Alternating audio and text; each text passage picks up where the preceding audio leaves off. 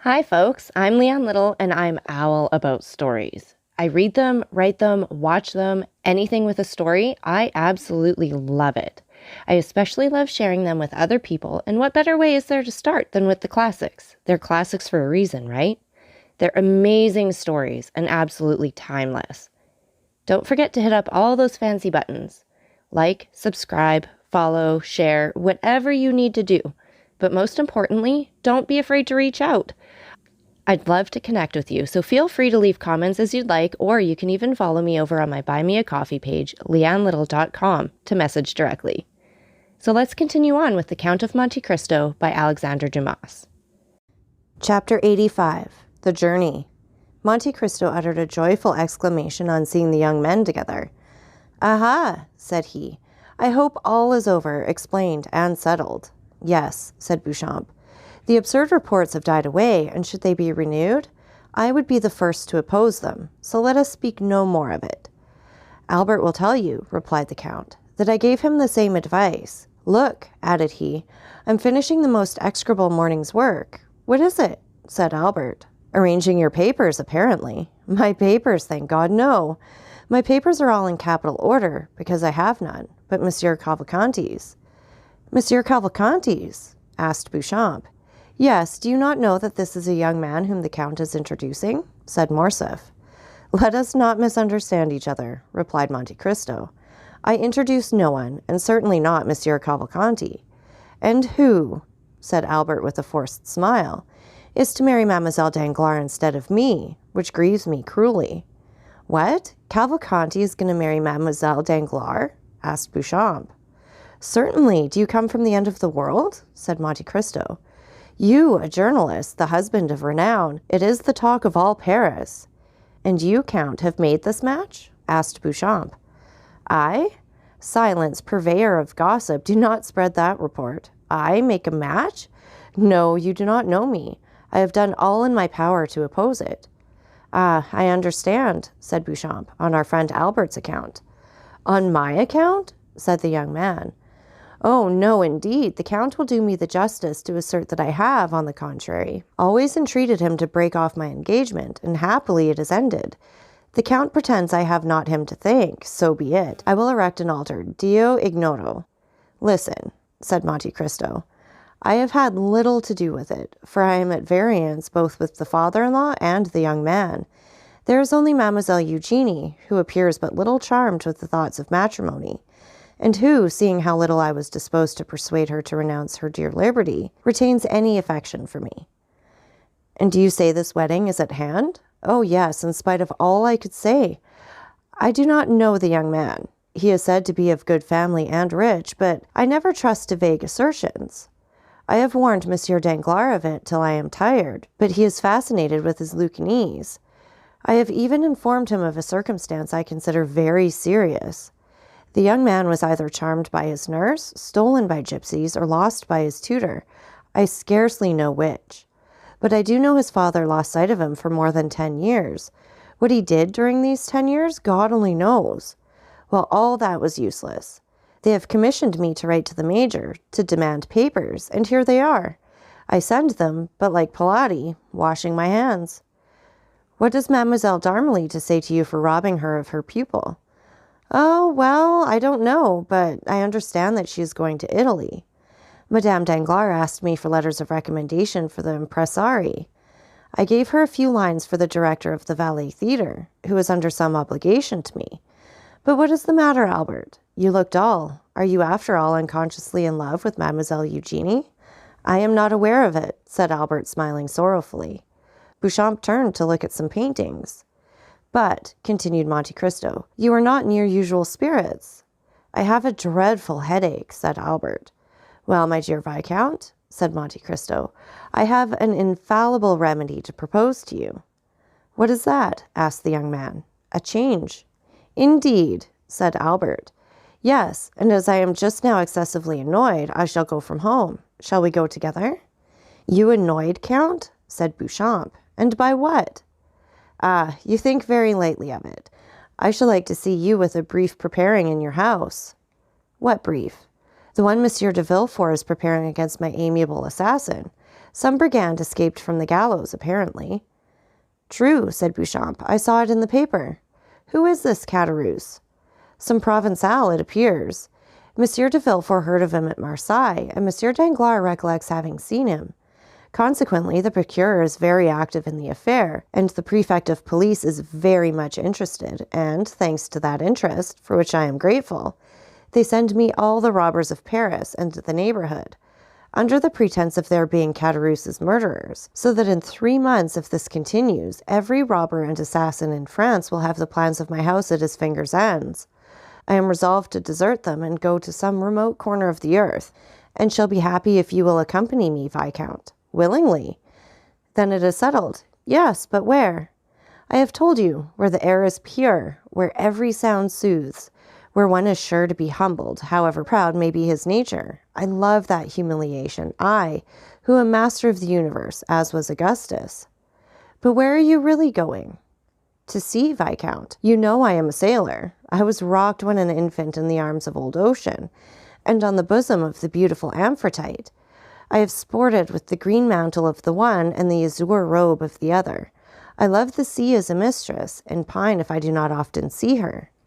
Let us go, Count. To sea? Yes. You accept my proposal? I do.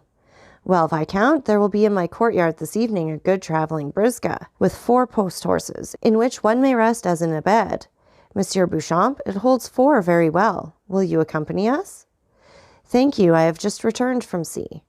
What? You have been to sea? Yes, I have just made a little excursion to the Borromean Islands. What of that? Come with us, said Albert. No, dear Morcerf, you know I only refuse when the thing is impossible. Besides, it is important, added he in a low tone, that I should remain in Paris just now to watch the paper. You are a good and an excellent friend, said Albert. Yes, you are right. Watch, Beauchamp, and try to discover the enemy who made this disclosure. Albert and Beauchamp parted, the last pressure of their hands expressing what their tongues could not before a stranger. Beauchamp is a worthy fellow, said Monte Cristo when the journalist was gone. Is he not, Albert? Yes, and a sincere friend. I love him devotedly. But now we are alone, although it is immaterial to me. Where are we going? Into Normandy, if you like. Delightful. Shall we be quite retired? Have no society, no neighbors? Our companions will be riding horses, dogs to hunt with, and a fishing boat. Exactly what I wish for. I will apprise my mother of my intention and return to you. But shall you be allowed to go into Normandy? I may go where I please. Yes, I am aware you may go alone, since I once met you in Italy, but to accompany the mysterious Monte Cristo? You forget, Count, that I have often told you of the deep interest my mother takes in you. Woman is fickle, said Francis. Woman is like a wave of the sea, said Shakespeare. Both the great king and the great poet ought to have known woman's nature well. Woman's, yes. My mother is not a woman, but a woman. As I am only a humble foreigner, you must pardon me if I do not understand all the subtle refinements of your language. What I mean to say is that my mother is not quick to give her confidence, but when she does, she never changes. Ah, yes, indeed, said Monte Cristo with a sigh. And do you think she is in the least interested in me? I repeat it, you must really be a very strange and superior man, for my mother is so absorbed by the interest you have excited, that when I am with her, she speaks of no one else. And does she try to make you dislike me? On the contrary, she often says, Morcerf, I believe the Count has a noble nature. Try to gain his esteem. Indeed, said Monte Cristo, sighing. You see then, said Albert, that instead of opposing, she will encourage me. Adieu then, until 5 o'clock. Be punctual, and we shall arrive at 12 or 1. At Tréport? Yes, or in the neighborhood. But can we travel 48 leagues in 8 hours? Easily, said Monte Cristo. You are certainly a prodigy. You will soon not only surpass the railway, which would not be very difficult in France, but even the telegraph. But, Viscount, since we cannot perform the journey in less than 7 or 8 hours, do not keep me waiting. Do not fear, I have little to prepare. Monte Cristo smiled as he nodded to Albert, then remained a moment absorbed in deep meditation. But passing his hand across his forehead as if to dispel his reverie, he rang the bell twice and Bertuccio entered. Bertuccio, said he, I intend going this evening to Normandy instead of tomorrow or the next day. You will have sufficient time before 5 o'clock. Dispatch a messenger to apprise the grooms at the first station. Monsieur de Morcerf will accompany me." Bertuccio obeyed and dispatched a courier to Pontoise to say the traveling carriage would arrive at 6 o'clock. From Pontoise, another express was sent to the next stage, and in 6 hours all the horses stationed on the road were ready. Before his departure, the Count went to Haydée's apartments, told her his intention, and resigned everything to her care. Albert was punctual. The journey soon became interesting from its rapidity, of which Morcerf had formed no previous idea. "Truly," said Monte Cristo, "with your post horses going at the rate of 2 leagues an hour, and that absurd law that one traveler shall not pass another without permission, so that an invalid or ill-tempered traveler may detain those who are well and active, it is impossible to move. I escape this annoyance by traveling with my own postilion and horses. Do I not, Ali?" The Count put his head out of the window and whistled, and the horses appeared to fly. The carriage rolled with a thundering noise over the pavement, and everyone turned to notice the dazzling meteor. Ali, smiling, repeated the sound, grasped the reins with a firm hand, and spurred his horses, whose beautiful manes floated in the breeze.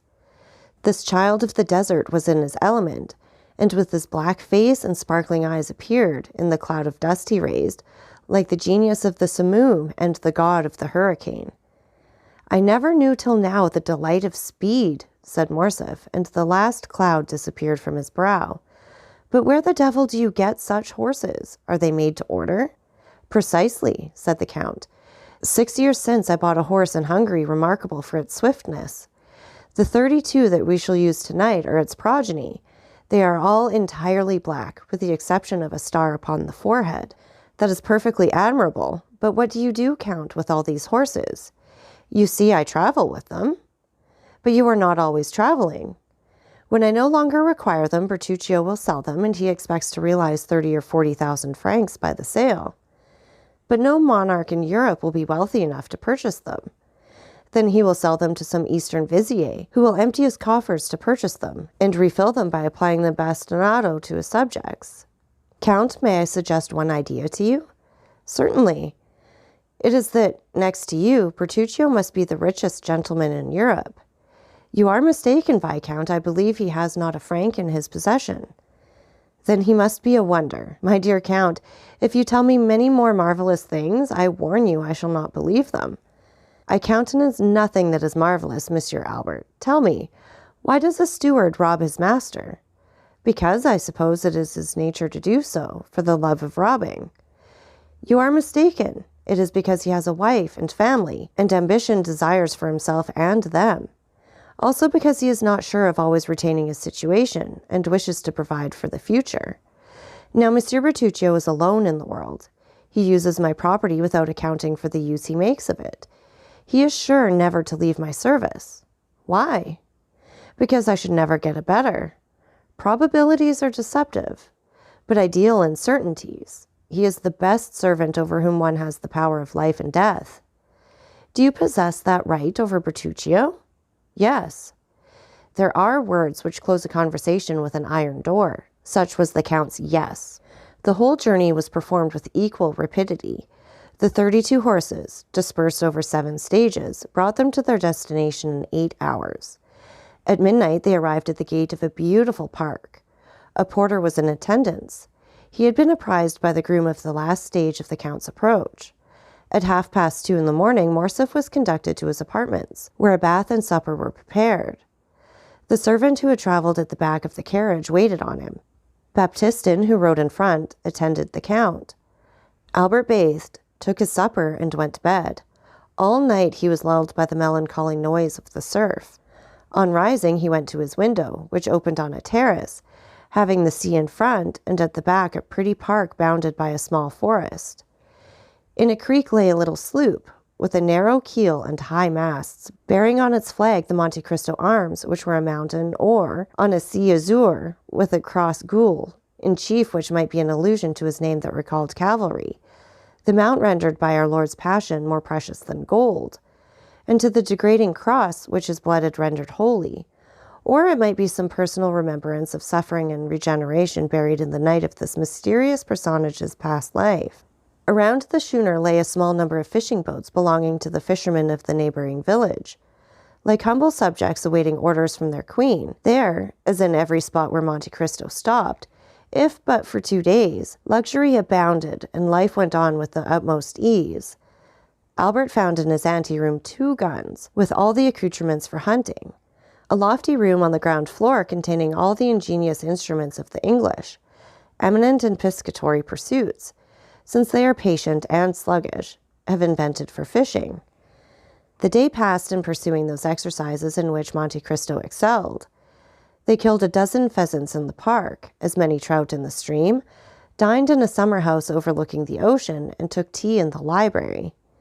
Towards the evening of the 3rd day, Albert, completely exhausted with the exercise which invigorated Monte Cristo, was sleeping in an armchair near the window, while the Count was designing with his architect the plan of a conservatory in his house, when the sound of a horse at full speed on the high road made Albert look up. He was disagreeably surprised to see his own valet de chambre, who he had not brought, that he might not inconvenience Monte Cristo. "Florentin here?" cried he, starting up. "Is my mother ill?" And he hastened to the door. Monte Cristo watched and saw him approach the valet, who drew a small sealed parcel from his pocket, containing a newspaper and a letter. "From whom is this?" said he eagerly. "From Monsieur Beauchamp," replied Florentin. "Did he send you?" "Yes, sir, he sent for me to his house, gave me money for my journey, procured a horse, and made me promise not to stop till I had reached you. I have come in 15 hours. Albert opened the letter with fear, uttered a shriek on reading the first line, and seized the paper. His sight was dimmed, his legs sank under him, and he would have fallen had not Florentin supported him. "Poor young man," said Monte Cristo in a low voice. "It is then true that the sin of the father shall fall on the children to the 3rd and 4th generation." Meanwhile, Albert had revived, and continuing to read, he threw back his head, saying, "Florentin, is your horse fit to return immediately?" "It is a poor lame post horse." "In what state was the house when you left?" "All was quiet, but on returning from Monsieur Beauchamp's, I found Madame in tears. She had sent for me to know when you would return. I told her my orders from Beauchamp. She first extended her arms to prevent me, but after a moment's reflection, 'Yes, go, Florentin,' she said, 'and may he come quickly.' 'Yes, my mother,' said Albert, 'I will return, and woe to the infamous wretch. But first of all, I must get there.' He went back to the room where he had left Monte Cristo. 5 minutes had sufficed to make a complete transformation in his appearance. His voice had become rough and hoarse, his face was furrowed with wrinkles, his eyes burned under the blue-veined lids, and he tottered like a drunken man. 'Count,' said he, 'I thank you for your hospitality, which I would gladly have enjoyed longer, but I must return to Paris.' 'What has happened?' 'A great misfortune, more important to me than life. Don't question me, I beg of you, but lend me a horse.' 'My stables are at your command, Viscount, but you will kill yourself by riding on horseback. Take a post-chaise or a carriage.' 'No, it would delay me, and I need the fatigue you warn me of. It will do me good.' Albert reeled as if he had been shot and fell on a chair near the door. Monte Cristo did not see the second manifestation of physical exhaustion. He was at the window calling, 'Ali, a horse for Monsieur de Morcerf. Quick, he is in a hurry.' These words restored Albert. He darted from the room, followed by the Count. 'Thank you,' cried he, throwing himself on his horse. 'Return as soon as you can, Florentin. Must I use any password to procure a horse?' 'Only dismount. Another will be immediately saddled.' Albert hesitated a moment. 'You may think my departure strange and foolish,' said the young man. 'You do not know how a paragraph in a newspaper may exasperate one. Read that,' said he, 'when I am gone, that you may not be witness of my anger.' While the Count picked up the paper, he put spurs to his horse, which leapt in astonishment at such an unusual stimulus, and shot away with the rapidity of an arrow. The Count watched him with a feeling of compassion, and when he had completely disappeared, read as follows. The French officer in the service of Ali Pasha of Yanina, alluded to 3 weeks since in Le Partial, who not only surrendered the castle of Yanina, but sold his benefactor to the Turks, styled himself truly at that time Fernand, as our esteemed contemporary states, but he has since added to his Christian name a title of nobility and a family name. He now calls himself the Count of Morcerf and ranks among the peers. Thus, the terrible secret which Beauchamp had so generously destroyed appeared again like an armed phantom, and another paper, deriving its information from some malicious source, had published 2 days after Albert's departure for Normandy the few lines which had rendered the unfortunate young man almost crazy. So that's it for this chapter. And again, take a minute to like, subscribe, and share. And don't forget that I love hearing from all of you. So please leave any comments you'd like, or you can follow me over on my Buy Me a Coffee page, leannelittle.com. That's LIANELITTLE.com. And thank you so much for listening. Remember, it's Owl About the Story. Have a great day.